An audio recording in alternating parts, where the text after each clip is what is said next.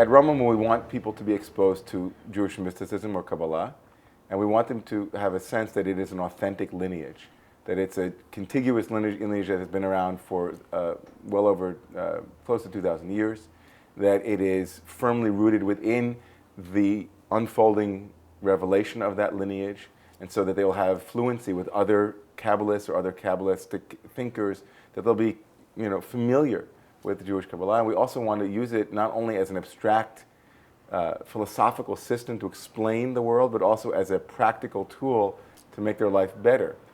That being said, I think what makes Romemu unique, and not just Romemu, but Renewal Judaism in general unique, is that as much as it's Kabbalistic and it's applied Kabbalah or Chassidut, or we call Kabbalistic psychology is kind of Hasidic psychology, it also has a recognition of how Kabbalah has been unfolding, what have been the context, and what have been the shadow and darker elements of the Kabbalah, and to speak about those as well.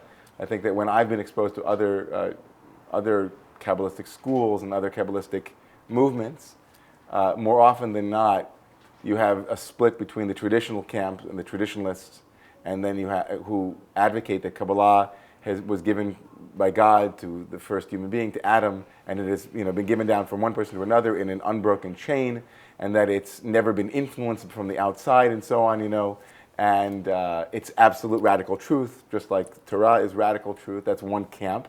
Then you have the academic camps, and who say that it clearly has the hand of human construction, human beings created this, it's been influenced, and so on and so on. And these two camps never see eye to eye, and they are very suspicious of one another. The Kabbalists are usually very suspicious of the academics, saying, you don't really know what you're talking about, and even if you do, it's very it language. You're very scientific about it, but you don't know it from the inside. If only you experienced it, you would know that it's true, and its veracity is from having lived it. And then the academics say, hogwash, you guys don't know what you're talking about. How can you say the Zohar was written in the 2nd century when it's clearly 13th century Spain, and so on, and they never meet eye to eye.